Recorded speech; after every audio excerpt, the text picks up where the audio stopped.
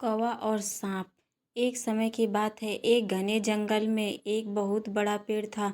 उस पेड़ पर एक कौवा और उसकी पत्नी रहते थे। दोनों बहुत खुशहाल जीवन जी रहे थे। पेड़ की ऊंचाई और घनी डालियों के कारण उन्हें सुरक्षित घर मिल गया था। जब बसंत ऋतु आती तो कौवा और उसकी पत्नी छोटे छोटे अंडे देती और प्यार से उनकी देखभाल करती। धीरे धीरे अंडों से नन्हे बच्चे निकलते और घोंसले में चहकते। लेकिन उसी पेड़ के नीचे एक पुराना बिल था जिसमें एक जहरीला काला सांप रहता था। वह चालाक और निर्दयी था। उसे छोटे छोटे पक्षियों और अंडों को खाना बहुत पसंद था। हर बार जब कौवे अंडे देते, सांप पेड़ पर चढ़कर घोंसले तक पहुंचता और सारे अंडे निगल जाता। कभी कभी तो वह छोटे छोटे बच्चों को भी खा जाता। कौवे और उसकी पत्नी यह देखकर बहुत दुखी होते। हर बार उनका सपना चूर चूर हो जाता। दोनों दिन रात सोचते कि आखिर इस सांप से कैसे छुटकारा पाया जाए। पहली कोशिश। एक बार कौवे ने सोचा, अगर हम सीधे सांप से लड़ने की कोशिश करेंगे तो वह हमें डसकर मार देगा। हमें कुछ और उपाय सोचना चाहिए। कौवे की पत्नी ने कहा, हाँ, हमें चालाकी से काम लेना होगा, वरना यह सांप हमारी अगली पीढ़ी को कभी जीने नहीं देगा। दोनों ने तय किया कि वे इंतजार करेंगे और समय आने पर सही योजना बनाएंगे। सांप का आतंक। कुछ दिनों बाद कौवे की पत्नी ने फिर अंडे दिए। इस बार उन्होंने सोचा कि शायद सांप न आए, लेकिन जैसे ही अंडे रखे गए, सांप धीरे धीरे ऊपर चढ़ा और सब निगल गया। यह देखकर दोनों का दिल टूट गया। कौवे की आंखों में आंसू थे। वह बोला, अब बहुत हो गया। अगर हम अब भी चुप बैठे रहे तो हमारी आने वाली पीढ़ियां कभी जीवित नहीं रह पाएंगी। पत्नी ने सहमति जताई, हाँ, हमें तुरंत कुछ करना होगा। योजना की शुरुआत। अगली सुबह दोनों कौवे उड़ते उड़ते जंगल के बाहर गांव में पहुंचे। वहां उन्होंने राजा के महल को देखा। महल में एक बड़ा तालाब था जहां रानियां स्नान करने आती थीं। रानियों के साथ उनकी दासियां सोने चांदी के गहने लाती और किनारे पर रख देती। कौवे की पत्नी ने कहा, यह हमारे लिए सुनहरा अवसर है।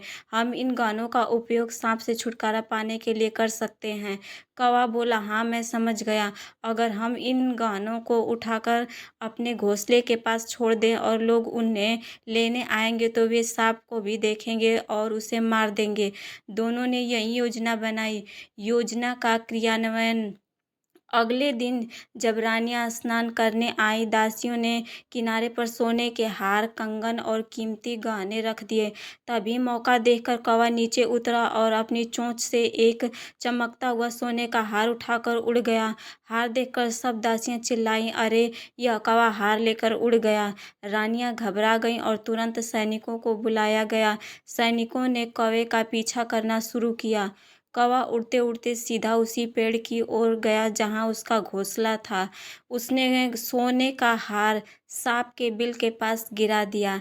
सैनिक कौवे का पीछा करते करते वहां तक पहुंच गए। सांप का अंत। जैसे ही सैनिक हार उठाने के लिए बिल के पास पहुंचे, उन्होंने देखा कि अंदर एक बड़ा काला सांप फुफकार रहा है। सैनिकों ने सोचा, यही सांप तो लोगों के लिए खतरा है, यही गहनों को छिपा रहा होगा। बिना समय गंवाए उन्होंने लाठियों और भालों से सांप पर हमला कर दिया।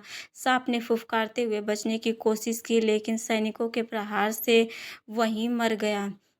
जब कौवे और उसकी पत्नी ने यह दृश्य देखा तो उनकी खुशी का ठिकाना न रहा। आखिरकार वह खूंखार दुश्मन खत्म हो चुका था। सुखद अंत। अब कौवे और उसकी पत्नी ने चैन की सांस ली। वे निश्चिंत होकर अपने अंडों और बच्चों की देखभाल करने लगे। धीरे धीरे उनके बच्चे बड़े हुए और उड़ना सीख गए। कौवा बोला, देखा, बुद्धि और धैर्य से सबसे बड़ा संकट को भी दूर किया जा सकता है। पत्नी मुस्कुराते हुए बोली, हाँ, अगर हम डर जाते और हार मान लेते तो कभी अपने बच्चों को सुरक्षित जीवन नहीं दे पाते। उसके बाद से वह पेड़ कौवों का सुरक्षित घर बन गया और कौवे के परिवार ने सुख और शांति से अपना जीवन बिताया। कहानी से शिक्षा। बुद्धि और धैर्य से सबसे बड़े दुश्मनों को भी हराया जा सकता है। सीधी ताकत से नहीं, बल्कि चालाकी और समझदारी से जीत मिलती है।